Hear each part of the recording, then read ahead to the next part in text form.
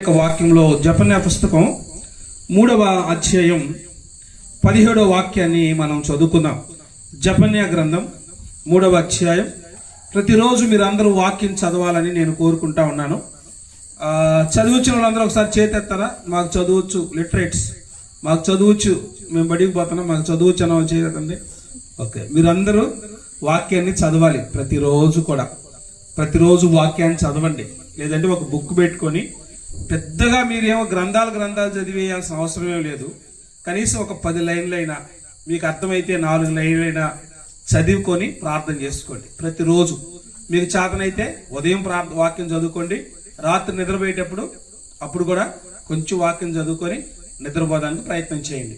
మన జీవితాల్లో ఎంత ఆశీర్వాదకరంగా మీరు మార్చబడతారో, ఎంత దీవెనకరంగా మార్చబడతారంటే మీకే ఆశ్చర్యం వేస్తుంది. నేనేనా అన్నట్లుగా ఉంటుంది. కాబట్టి మనం వాక్యాన్ని ధ్యానించేవారుగా ఉండాలి, వాక్యాన్ని మనం చదువుకునేవారుగా ఉండాలి. రాబోయే దినాల్లో ప్రభు చిత్తమైతే అతి తొందరలోనే వచ్చే నెలలోనే ఇక్కడ 2 days మీటింగ్స్ కూడా మనం కలిగి ఉంటాం. ఇదంతా కూడా పూర్తవుతుంది. అప్పుడు ఎక్కువగా నేనేమనుకుంటున్నానంటే దేశ విదేశాల్లో ఉన్న చుట్టుపక్కల వాళ్ళందరికంటే కూడా ముఖ్యంగా మన సంఘంలో ఉన్న వారిని ఆత్మీయంగా బలపరచబడితే బాగుంటుంది. వాళ్ళు వాక్యం చదవడంలో కానీ, ప్రార్థన చేయడంలో కానీ, ఆత్మ సంబంధమైన విషయాలు ఇతరులతో సువార్తను పంచుకోవడంలో కానీ, ఈ విషయాల్లో ముందుకు సాగితే బాగుంటుందని నేను ఆశపడతా ఉన్నా. కాబట్టి మీరు ప్రతిరోజు ప్రతి ఒక్కరు వాక్యాన్ని నిశ్చయంగా చదవాలి. హల్లెలూయా. ప్రతి ఒక్కరికి ఒక బైబిల్ మీరు ఖచ్చితంగా ఉండటానికి ప్రయత్నం చేయండి. ప్రతి ఒక్కరికి సపరేట్గా ఈ ప్లేట్స్ ఉంటాయి కదా, అమ్మ ప్లేట్ అండ్ నాన్న ప్లేట్, చిన్నోడి ప్లేట్, పెద్దోడి ప్లేట్ అని ఉంటాయి కదా, అలాగే బైబిల్ కూడా ప్రతి ఒక్కరికి మనకు బైబిల్ ఉండాలి.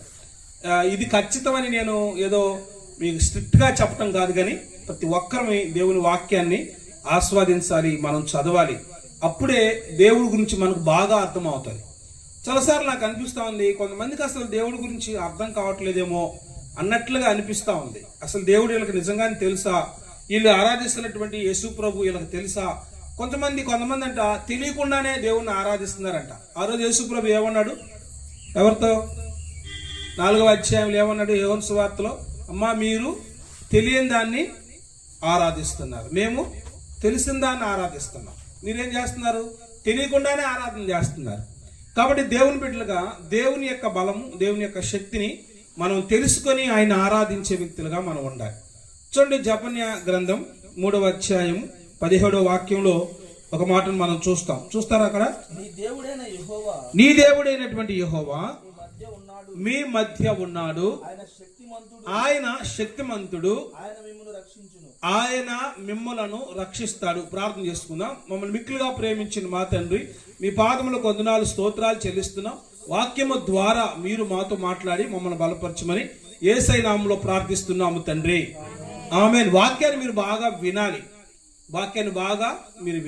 వాక్యాన్ని మనం బాగా వినడం ద్వారా వినడం ద్వారా విశ్వాసం కలుగుతుందంట. కాబట్టి వాక్యాన్ని వినాలి బాగా. దాన్ని బాగా మనం వినడం ద్వారా మన జీవితాల్లో ఎన్నో మేళ్లు జరుగుతాయి. చూడండి, జపన్య గ్రంథంలో దేవుని వాక్యం ఏమంటుందంటే, మరొకసారి చదువయ్యా. దేవుని వాక్యం చూడండి. మీ దేవుడైన యెహోవా మీ మధ్యలో ఉన్నాడు, ఆయన శక్తిమంతుడు. చాలాసార్లు మనం ఏమనుకుంటాం దేవుడి గురించి? దేవుడు అంటే ఎక్కడో ఉంటాడేమో అనుకుంటాం, ఆయన ఎక్కడెక్కడో ఉంటాడేమో అనుకుంటాం, ఆయన ఎంతో దూరంలో ఉంటాడేమో అనుకుంటాం. ఇప్పుడు మనకున్న సమస్య అదే అనమాట. పెద్దవాళ్ళు ఒక మాట అంటారు, దూరపు కొండలు. కాబట్టి చాలా దూరం పోతే గానీ అక్కడ మనకు దేవుడు ప్రత్యక్షం అవడేమో అనుకుంటాం కొంతమంది. కానీ దేవుడు ఎక్కడంట? మీ దేవుడైన యెహోవా మీ మధ్యలో ఉన్నాడు. ప్రభు ముందే చెప్పాడు, ఎక్కడ ఇద్దరు ముగ్గురు ఉన్న చోట ఉంటాను అని చెప్పాడు ప్రభు. కాబట్టి మీ దేవుడైన యెహోవా మీ మధ్యలోనే ఉన్నాడు.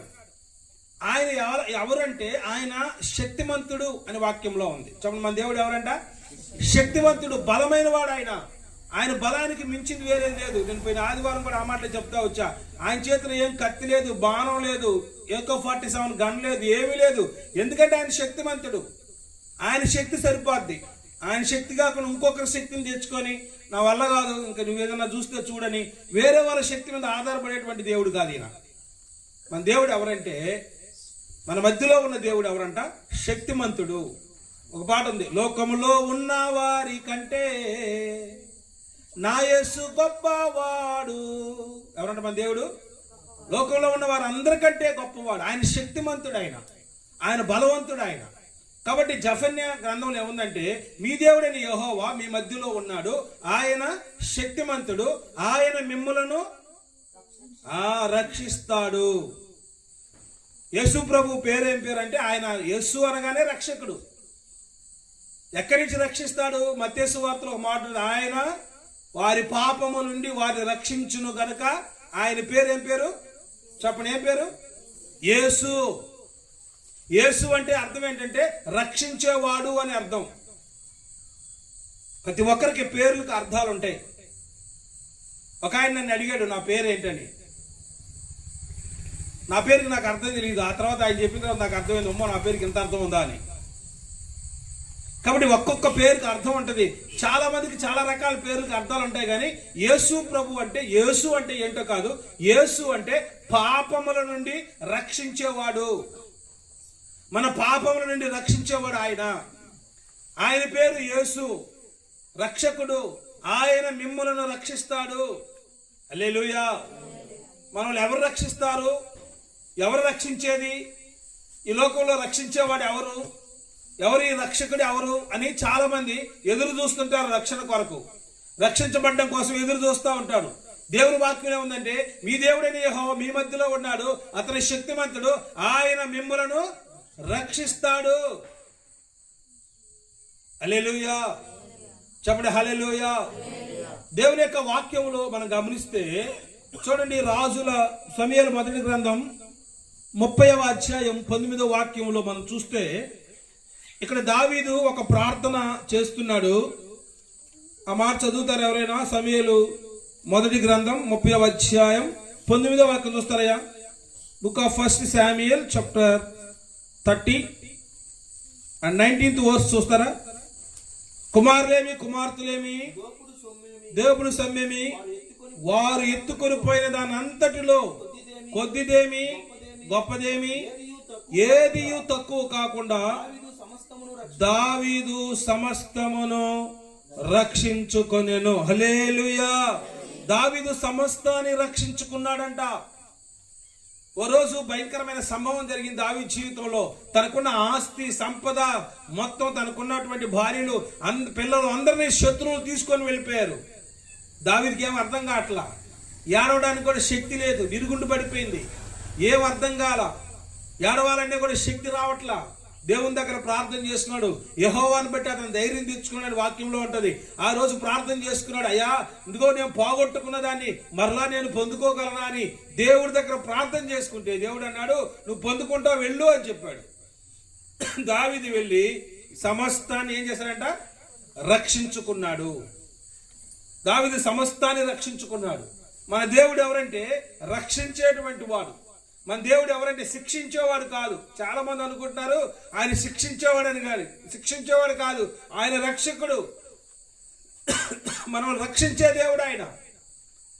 ఈ లోకంలో ఉన్న వారు ఎవరిని కూడా శిక్షించే దేవుడు కాదు ఆయన. అందరినీ ప్రేమిస్తున్నాడు. ఏ కులమైనా, మతమైనా, జాతి అయినా, రంగైనా, పెద్దోడువైనా, చిన్నోడువైనా, నువ్వు ఏ దేశస్తుడివైనా, నీకు డబ్బున్నా డబ్బు లేకపోయినా, చదువుకున్నా చదువుకోపోయినా, స్త్రీ అయినా పురుషుడివైనా, ఏ భేదము లేదు. అందరినీ కూడా రక్షించడానికి వచ్చినటువంటి ఏకైక దేవుడు ఆయనే నజరేయుడైన యేసు. హల్లెలూయా. ఆయన రక్షకుడు. ప్రియమైన దేవుని బిడ్డలారా, రక్షించేవాడు ఆయన. ప్రతి పరిస్థితిలో వచ్చి రక్షించగలిగిన వాడు, నీ స్థితి మార్చగలిగిన వాడు, నీ పరిస్థితిని మార్చగలిగిన వాడు. కాబట్టి ఆయన పేరు ఏం పేరంటే యేసు. చూడండి, ఎక్కడి నుంచి ఆయన రక్షిస్తాడు? 3 విషయాలు మనం గమనిద్దాం. మానవుడు ప్రతి విషయంలో కూడా రక్షించబడాలి అని కోరుకుంటూ ఉంటాడు.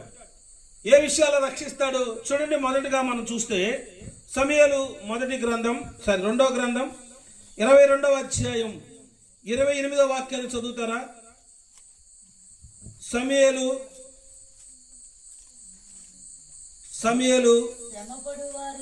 శ్రమపడు వారిని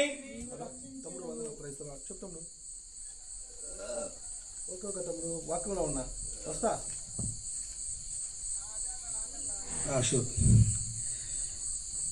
శ్రమపడు వారిని నీవు రక్షించెదవు, గర్విష్ఠులకు విరోధివై. చప్పట్లు కొడదాం గట్టిగా, హల్లెలూయా. శ్రమపడిన వారిని, శ్రమపడుతున్న వారిని దేవుడంట రక్షిస్తాడంట. చెప్పండి, ఎవరంట? శ్రమలలో ఉన్నప్పుడల్లా శ్రమగా పడరా, శోధన సమయములో కృపక్షేమమిచ్చావు, నిన్నెల మరుతును యేసయ్యా, నా జీవితాంతము నిన్నారాధిస్తున్నా, నా జీవితాంతము నిన్ను ఆరాధిస్తున్నా. యేసయ్యా నీవే నాకు, నీ కృపయే నాకు నిరంతరము. యేసయ్యా నీవే నాకు ఆధారము, నీ కృపయే నన్ను నిరంతరము. నా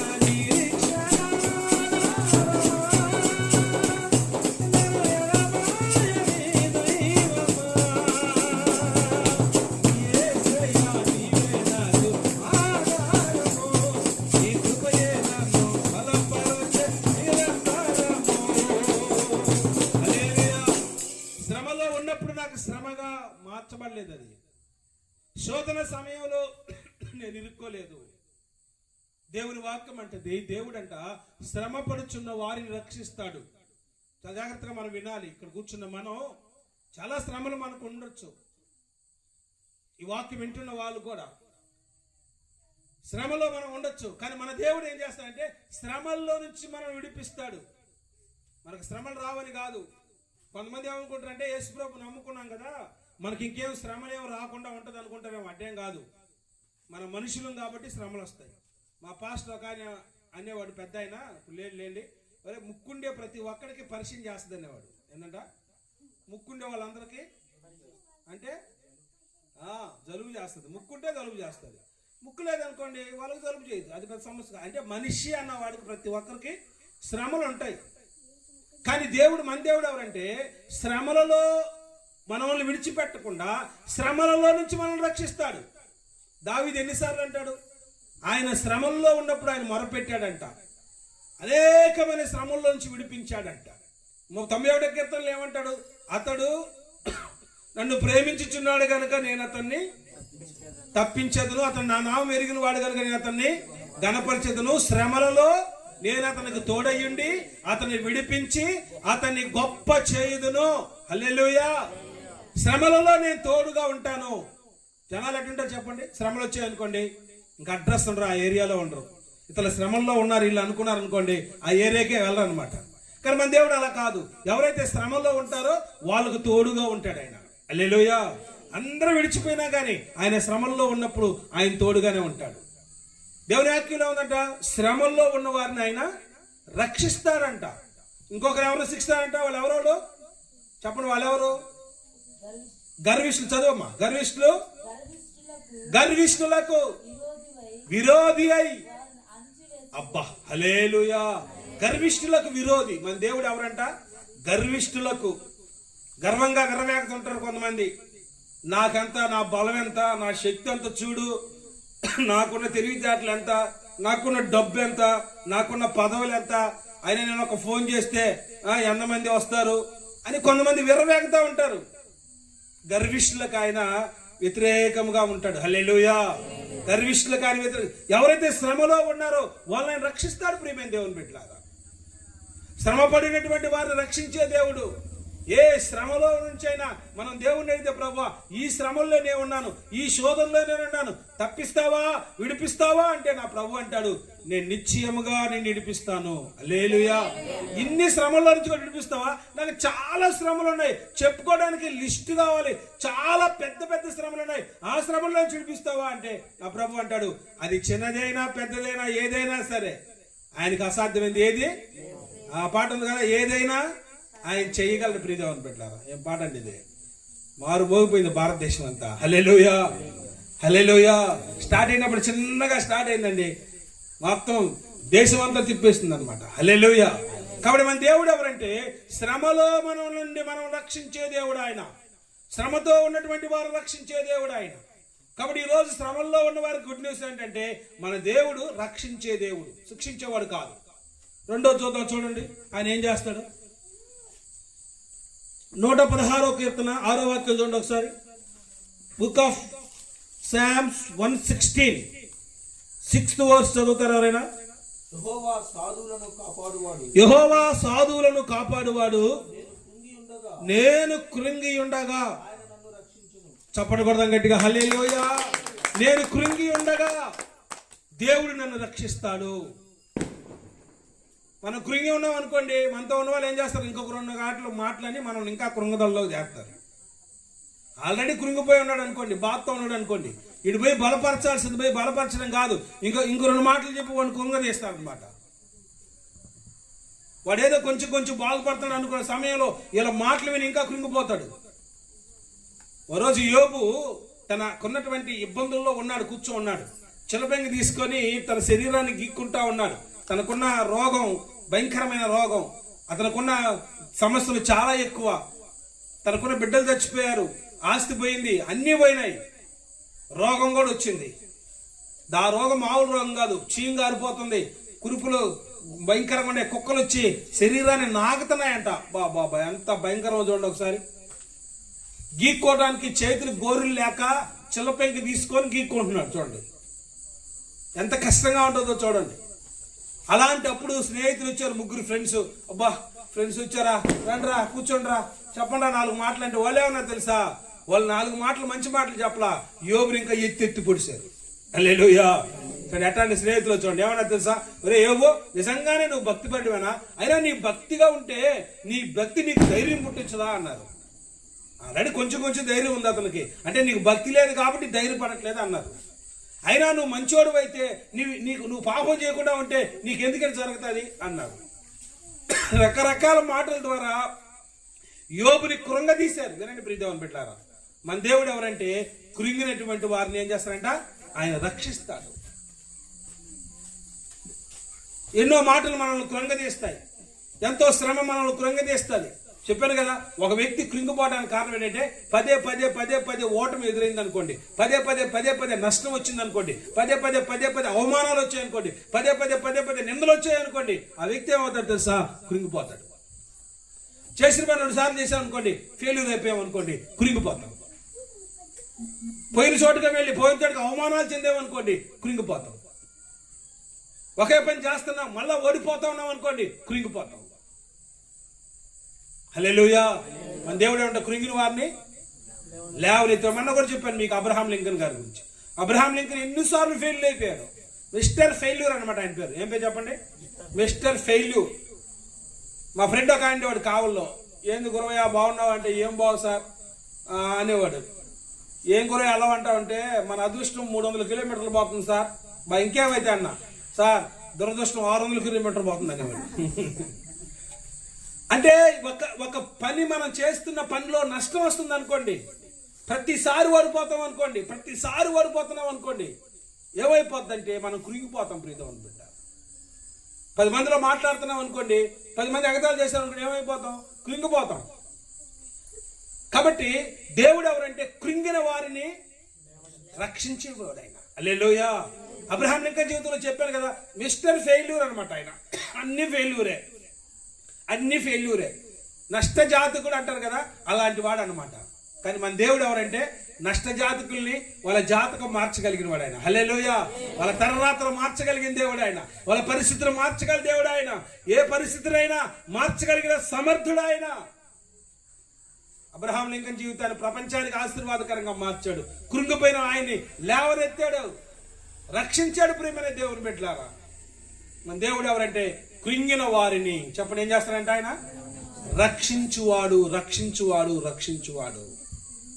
ఎవరైనా కృంగిపోయావు అనుకోండి, ఏదో పరిస్థితుల మధ్యలో ఒకవేళ నువ్వు కృంగిపోతున్నావు అనుకో, దేవుడు అంటున్నాడు నేను నిన్ను రక్షిస్తాను అని. గుడ్ న్యూస్ చెప్పాల్సిన ఇతరులకు కూడా, ఒకవేళ కృంగిపోయినా అనుకోండి, ఏం భయపడవలేదు, ధైర్యం తెచ్చుకోండి. మన దేవుడు మనం రక్షిస్తాడు. ఆ రోజు దావీదు జీవితంలో కూడా అదే జరిగింది. 40 రోజులు కృంగిపోయారు వాళ్ళు, ఓటమి అంచుల మధ్య అల్లాడిపోతున్నారు. వాడేమో గొల్లియాతు రమ్మని పిలుస్తున్నాడు, వీళ్ళకేమో శక్తి సరిపోట్ల, వాడికేమో బలం ఎక్కువ, వీళ్ళకేమో బలం తక్కువ, వాడికి మాటలు ఎక్కువ, వీళ్ళకి మాటలు తక్కువ. ఏం చేయాలో అర్థం కావట్లా. దావీదు ఆ రోజు అన్నాడు, నిశ్చయంగా ఇదిగో ఇతను నేను చంపేస్తానని చెప్పాడు. హల్లెలూయా. కృంగిపోయినారు వాళ్ళంతా, ఇశ్రాయేలీలంతా కృంగిపోయారు. ఇశ్రాయేల్ అంతా ఓటమితో భయంతో కృంగిపోతున్నారు. ప్రియ దేవుని బిడ్డలారా, నువ్వే విషయంలో కృంగిపోతున్నావు? దేవుని బిడ్డలు చాలాసార్లు మనకు కూడా కొంచెం కృంగుదల ఉంటుంది అనమాట. కొన్ని పరిస్థితులు బట్టి కృంగుదల ఉంటుంది. డిప్రెషన్ అనేది చాలా బిగ్ డిసీజెస్, చాలా బిగ్ డిసీజ్. డిప్రెషన్ అనేది ఆత్మ న్యూన్యతాభావం. దాన్ని ఏమంటారు? డిప్రెషన్ అని తెలుగులో ఏమంటారు దాన్ని? కృంగుదలనే. అది చాలా భయంకరమైనటువంటి డిసీజ్, రోగం. దానికి ముందే లేదు, మనోవేదన అంటారు కదా అది. ప్రభు ఏమంటాడంటే దాంట్లో నుంచి దేవుడు రక్షిస్తాడంటున్నాడు. ఓసారి ఓ సహోదరి చాలా కృంగిపోయింది. ఎంత కృంగిందంటే ఇక తన జీవితం ఇక వ్యర్థం అనుకుంటా ఉంది. వాళ్ళ అమ్మ చచ్చిపోయింది, వాళ్ళ నాన్న చచ్చిపోయాడు, వాళ్ళ అన్నకు పెళ్లి అయిపోయింది, వాళ్ళ అన్న సరిగా ఆ సహోదరిని చూడట్లా. కాబట్టి ఏం చేయాలో అర్థం కావట్లా. చచ్చిపోదామంటే ఆ పరిస్థితి అంతగా అన్ని అనుకూలం పరచట్టు వాటికి కూడా. ఓ రోజు వాళ్ళ అమ్మ, వాళ్ళ అన్న, వాళ్ళ వదిన ఇద్దరు సినిమాకి వెళ్ళిపోయారు. ఆ రోజుల్లో సెకండ్ షోలకి బాగా పోయేవాళ్ళు అనమాట. ఈ సిస్టర్ ఏం చేసిందంటే, ఇకనైనా చనిపోదాం, ఎందుకు నా బ్రతుకు, నాకు పెళ్లి చేసేవాళ్ళు, నాకు పెళ్లి అవ్వదు, ఈ అవమాన భారం నేను భరించలేను. కృంగిపోయిందండి. కృంగిపోతే జరిగే పనులు అదే. అందుకని ఎవరు కూడా కృంగిపోకూడదు. మన దేవుడు ఉన్నాడు మనకు. హల్లెలూయా. లేవనెత్తగలిగిన వాడాయన, బలపరచగలిగిన వాడాయన, స్థిరపరచగలిగిన వాడాయన. ఆమె ఆ రోజు పాపం చనిపోదామని నిర్ణయించుకునింది. కరెక్ట్గా అర్ధరాత్రి 12 గంటలప్పుడు మైక్లో నుంచి ఒక పాట వినిపిస్తుంది అనమాట. మోడుబారిన జీవితాలను చిగురింపచేయగలవు నీవు, మారానుభవం మధురముగా మార్చగలవు నీవు. హల్లెలూయా. ఆ పాట స్వరమేమో ఆమె ఏం చేసిందంటే, ఆ పాట ఆమె హృదయాన్ని తాకింది. ప్రియ దేవుని బిడ్డలారా, మన పాటలు అంటే ఏమో అనుకుంటాం, ఏదో ఒక పాట పాడేద్దాం అనుకుంటాం. నేను మీకు చాలాసార్లు చెప్తా, ప్రతి చోట మీరు సీరియస్ అవ్వద్దు. మీరు పాట పాడాలనుకున్నప్పుడు ఇంటికాడే ప్రార్థన చేసుకుని రావాలి, ఏం పాట పాడాలో అని. మీరు ఇస్తారా ఎవరో మాకేంటి తెలుసు సార్ అని అంటారు. నేను ఇచ్చినా ఇవ్వకపోయినా, మీకు అవకాశం ఇచ్చినా రాకపోయినా, మీరు మాత్రం ఇంటికాడే ప్రార్థన చేసుకొని రావాలి, ఏం పాట పాడాలి ప్రభువా అని. నేను ఎందుకు ఎక్కడో ఉన్న పాట ఆదరణకర్త ఎత్తాను, ఇప్పుడేం ఆదరణ నాకు, నేను ఆల్రెడీ సిద్ధపడి వచ్చాను కాబట్టి. సరే, ఆ పాట మీరు వినండి, ఎవరు అరుస్తారు అక్కడ. ఆ పాట ఏం చేసిందంటే ఆ బిడ్డని హృదయాన్ని తాకింది. ఇప్పుడు మీరు చేస్తున్న పాటలే కానీ, ప్రార్థనే కానీ హృదయాన్ని తాకుతాయి.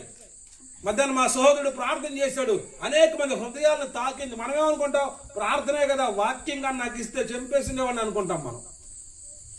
దేవుడు మనకు ఏది ఇచ్చినా సరే, దావీదు వీణ వాయిస్తా ఉంటే, సిప్పను వాయిస్తుంటే దెయ్యం పోయేది. ఒకసారి నేను 2018లో ఖాళీగా ఉంటే మా పాస్టర్ అక్కడ ఉద్యోగం చేస్తుంది బుచ్చిలో. ఆమెను వదిలిపెట్టేస్తే నాకు ఇంకా ఫ్రీ అనమాట, మళ్ళీ తీసుకొచ్చిన దాకా.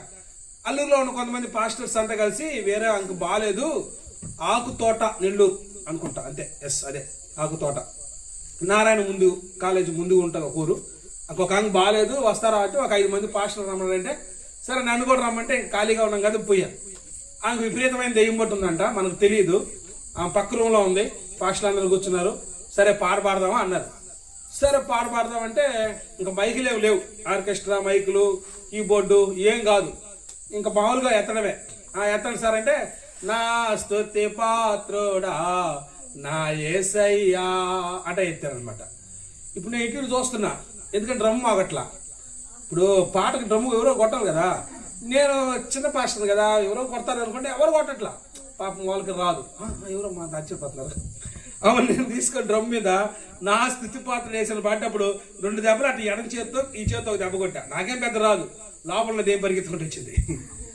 కాబట్టి నేనేం చెప్తానంటే, మనకు దేవుడు ఏది ఇచ్చినా సరే, నువ్వు పాట పాడినా, నువ్వు ప్రార్థన చేసినా, నువ్వు లేదా డ్రమ్ము కొట్టినా, నువ్వు వాక్యం చదివినా, లేదంటే నువ్వేం చేసినా అది దేవుని నామానికి మహిమకరంగా ఉండేటట్లుగా చూడాలి. హల్లెలూయా. దేవుని అడగాలి, ప్రభు అదిగో నాకు పాట కానీ వస్తే నీ నామం మహింపరచబడాలి, నేను డ్రమ్ము కొడితే నీ మహిమ మహింపరచాలి, నేను ప్రార్థన చేస్తే ప్రభు అనేక మంది హృదయాల్లో మార్పు రావాలి ప్రభు అని మనం దేవుని దగ్గర ప్రార్థన చేస్తాం. భగత్ సింగ్ గారు వెళ్ళినప్పుడు ఒక ఆయన పెద్ద ద్రౌడి అనమాట, పెద్ద దొంగ అంట. ఆయన తీసుకొచ్చారంట, రాండి ఇక్కడ మీటింగ్ జరుగుతుందని. సరే ఆయన అక్కడ మీటింగ్ ప్రార్థన చేస్తుంటే ఈయన గోడ దగ్గరకు వచ్చి ఈయన కూర్చొని ఆయన వాకింగ్ చెప్పేటప్పుడు ప్రార్థన చేశాడు భగత్ సింగ్ గారు. ప్రార్థన చేసిన తర్వాత పక్కన దొంగ ఈయన అడిగాడు, పక్కన ఆయన, నేను వెళ్ళిపోతానంటే ఉండండి సార్ బాగానే ఉంటుందంటే, ఆయన వాక్యం అయిపోయిన తర్వాత మళ్ళా ప్రార్థన చేస్తారా అని అడిగాడంట. చేస్తాడు సార్. ఆ ప్రార్థన కోసం ఉన్నాడండి ఈయన. ఆ ప్రార్థన కోసం ఉండాడు, వాక్యం చెప్తా ఉండేటప్పుడు ఈ మధ్యలో దేవుడు అంటున్నాడు, ఇదిగో ఈ గోడ నీ పైన పడుతుందిరా, నువ్వు చస్తావు, అప్పుడు నీ పరిస్థితి ఏంది, గోడ నీ పైన పడుతుంది. అవి నాకు ఈ మధ్య ఒక పాట గుర్తొస్తుంది, ఓ మానవుండా నీ గతి ఏమౌనో తెలియోనా. వదిలే ఇది రేపు బుధవారం కోసం పాడదామని సిద్ధపడుతున్నా. హల్లెలూయా. అది ఏమవుతుందంటే వీడి దెబ్బకి అర్థం కాకుండా ఆ రోజు రక్షణ పొందాడండి. మనం ఏమనుకుంటామంటే మనం చేసే పని తక్కువ అనుకుంటాం. ఏం కాదు, ఏ పని తక్కువ కాదు, ఏ పని కూడా తక్కువ కాదు. ఎందుకంటే యేసన్ గారి పాట వినగానే ఆ హృదయంలో మార్పు వచ్చింది, ఒక సంతోషం వచ్చింది. ఏందమ్మా మోడుబారిన జీవితాలు సిగురింపు చేస్తాడంట ఎవరైనా అని చెప్పి ఆమె యేసుప్రభుని నమ్ముకోలా. ఎక్కడో మైక్లో పాట వచ్చింది, నేరుగా ఉదయాన్ని ఆడికి వెళ్ళింది. చావు దాన్ని పోస్ట్ పోన్ చేసి మళ్ళీ చచ్చిపోదాంలే ఇంకా మళ్ళీ అక్కడ పోదామని చెప్పి పోయింది. ఆడ పోయి ప్రార్థన చేయించుకునింది. అంక పెళ్లి చాలా రోజుల నుంచి అవ్వలా. మొత్తానికి ఏమైంది, వారం రోజుల క్రితం హైదరాబాద్ నుంచి ఒక బ్రదర్ కారులో వచ్చాడంట, నాకు ఈఎంఐ కావాలంట. ఆయనకి ఎట్లా నచ్చిందో మనకు తెలియదు, అందరూ వద్దన్నారు. ఆమె నచ్చింది, హైదరాబాద్కి వెళ్ళి పెళ్లి చేసుకున్నాడు. సంవత్సరం తర్వాత ఒక బాబు పుట్టాడు, మధురంగా మార్చబడింది. హల్లెలూయా. ఎవరంట మన దేవుడు? చెప్పండి, ఎవరంట ఆయన? హలో చెప్పాలి, ఎవరైనా? కృంగిన వారిని రక్షించువాడాయన, కృంగిపోయిన వారు రక్షించేవాడాయన. చివరిగా ఇంకో మాట చూద్దాం, చూడండి. నిర్గమాకాండం 14వ అధ్యాయం, నిర్గమాకాండం 14వ అధ్యాయం 30వ వాక్యం చూడండి. నిర్గమాకాండం 14:30 చూడండి. నిర్గమాకాండం 14వ అధ్యాయం 30వ వాక్యం చూస్తారా? నిర్గమాకాండం 14:30 చూడండి ఒకసారి. ఆ దినమున యెహోవా ఐగుప్తీయుల యొక్క చేతుల్లో నుండి ఇశ్రాయేలీయులను రక్షించును. ఇశ్రాయేలీయులు చచ్చిన ఐగుప్తీయులను సముద్ర తీరమున చూచిరి. చూడండి, ఇక్కడ ఇశ్రాయేలీయులను ఐగుప్తు చేతుల్లో నుంచి ఆయన రక్షించాడు, శత్రువుల చేతుల్లో నుంచి రక్షించాడు. వాస్తవంగా వాళ్ళు ఏమనుకున్నారంటే శత్రువుల చేతుల్లో మనం చచ్చిపోతాం అనుకున్నారు. శత్రువుల యొక్క బలం వేరు, వాళ్ళకున్న శక్తి వేరు, వాళ్ళకున్న రథాలు వేరు, వాళ్ళకున్న ఐగుప్తుల యొక్క గుర్రాలు వేరు, ఆ శబ్దమే వేరు, వాళ్ళకున్న బాణాసంచి శక్తి బలము ఎక్కువ వాళ్ళకి. కానీ ఇశ్రాయేలు ఆ రోజు ఐగుప్తుల చేతిలో చనిపోవడం కాదు కదా, ఐగుప్తీయులు శత్రువులు కూడా దేవుడు చంపి శత్రువుల చేతుల్లో నుంచి దేవుడు రక్షించాడు. చెప్పలు కొడతాగండి హల్లెలూయా. హల్లెలూయా. శత్రువుల చేతుల్లో నుంచి ఆయన రక్షించాడు ఇశ్రాయేలును. మన దేవుడు ఎవరంటే శత్రువుల చేతుల నుంచి రక్షించే దేవుడు. శత్రువుల చేతుల్లో అన్నాడు ఇశ్రాయేలు ప్రజలను ఐగుప్తులో నుంచి వస్తున్నటువంటి ఎర్ర సముద్రంలో మునిగిపోతారు అనుకున్నారు. ఎర్ర సముద్రంలో అయిపోయింది మన పరిస్థితి అనుకున్నారు. ఎర్ర సముద్రం రెండుగా చీలింది. ఎర్ర సముద్రం నడవడం ప్రారంభించారు. శత్రువులు కూడా వెనకనే వచ్చారు. హల్లెలూయా. శత్రువులు కూడా వెనక వచ్చారు. వీళ్ళు ఎర్ర సముద్రం దాటి పైకి ఎక్కారు. శత్రువులు ఎర్ర సముద్రంలోకి వచ్చారు. దేవుడు గాలి ఆపాడు. శత్రువులు అందరూ ఎర్ర సముద్రంలో చెప్పండి ఏమయ్యారంట? ఆ జలములలోనే శత్రు సమూహము అంతమైపోయారు. హల్లెలూయా. శత్రువులందరూ కూడా నశించిపోయారు. మన దేవుడు ఎవరంటే నిన్ను శ్రమల్లో నుంచే కాదండి, కృంగిన వారి నుంచే కాదండి, నీ శత్రువుల చేతుల్లో నుంచి కూడా ఆయన నిన్ను రక్షిస్తాడు. హల్లెలూయా. ఎవరంటే మన శత్రువులు? మనకెవరు శత్రువులు కాదు. వాస్తవంగా మనకు శత్రువు ఒక్కడే. ఎవరు చెప్పండి? సాతాను ఒక్కడే మనకు శత్రువు. కానీ సాతానుడు ఏం చేస్తాడంటే వాడు రాకుండా ఎవరెవరినో లేగొడుతుంటాడు. పక్క పక్కన వాళ్ళందరూ లేగొడతా ఉంటాడు. వాళ్ళని లేగొడతాడు, వీళ్ళని లేగొడతాడు, వీళ్ళు లేగొడతాడు, వాళ్ళు లేగొడతాడు. అనేక మంది శత్రువుల్ని ఏర్పాటు చేస్తాడు. ఆశీర్వాదకరమైన మాట ఏంటి తెలుసా? ఎంతమంది శత్రువులు లేచినా ఆ శత్రువులందరి చేతుల్లో నుంచి మన దేవుడు రక్షించువాడు. హల్లెలూయా. ఇశ్రాయేలీల దేశం చుట్టూ కూడా శత్రువులే. ఈ రోజు కూడా ఇశ్రాయేల్ దేశం చాలా చిన్నది, చుట్టూ శత్రువులే. కానీ నా దేవుడు ఏం చేస్తాడు తెలుసా, అన్ని శత్రువుల్లో నుంచి కూడా దేవుడు రక్షిస్తా ఉన్నాడు. ఈరోజు నీకు ఎంతమంది శత్రువులే ఉండొచ్చు, నీ మీద పగబెట్టిన వాళ్ళే ఉండొచ్చు, నీ మీద కక్ష కట్టిన వాళ్ళే ఉండొచ్చు, నిన్ను దూషించే వాళ్ళే ఉండొచ్చు, నువ్వు నాశనమైపోవాలని కోరుకునే వాళ్ళు ఉండొచ్చు, నీ యొక్క నాశనాన్ని చూసి సంతోషించాలనుకునే వాళ్ళు ఉండొచ్చు. ప్రియదేవుని బిడ్డారా, ఎంతమంది ఉన్నా వాళ్ళ ఆశలన్నీ కూడా అడిగే ఆశలు అయిపోతాయి. హల్లెలూయా, హల్లెలూయా. ఆయన ఎదురుగా రూపించబడిన ఏ ఆయుధం కూడా వర్తిందన్నాడు ప్రభు. నీ శత్రువులు అందరి చేతుల్లో నుంచి నిన్ను విడిపించడం మాత్రమే కాదు, తప్పించడమే, రక్షించడమే కాదు, నీ శత్రువులు నువ్వు చూస్తుండగానే వాళ్ళు కూలిపోతా వస్తారు. హల్లెలూయా. కాబట్టి మన దేవుడు ఎవరంటే, జపన్య గ్రంథంలో ఉంటుంది, మీ దేవుడైన యెహోవా ఎవరంట, మీ మధ్యలో ఉన్నాడు, ఆయన శక్తిమంతుడు, ఆయన మిమ్ములను రక్షిస్తాడు. మన దేవుడు ఎవరంటే రక్షించే దేవుడు అండి. మన పాపముల్లో నుంచి రక్షించాడు ఆయన. ఆయన అమూల్యమైన రక్తాన్ని కార్చి ఆయన మన పాపముల నుంచి మనల్ని విడిపించాడు. కాబట్టి మన దేవుడి పేరు రక్షకుడు, ఆయనే యేసు. కాబట్టి ఇలాంటి రక్షకుడిని మనం కలిగి ఉన్నాం, ఇలాంటి రక్షకుడైన దేవుడిని కలిగి ఉన్నాం. ఆయన ప్రతి పరిస్థితుల్లో నుంచి మనల్ని రక్షించగలిగిన వాడు. కాబట్టి ఈ రాత్రికాల సమయంలో పరిశుద్ధాత్మ దేవుడు మనతో మాట్లాడుతున్నాడు, నేను మిమ్మలను రక్షించువాడని. హల్లెలూయా, హల్లెలూయా.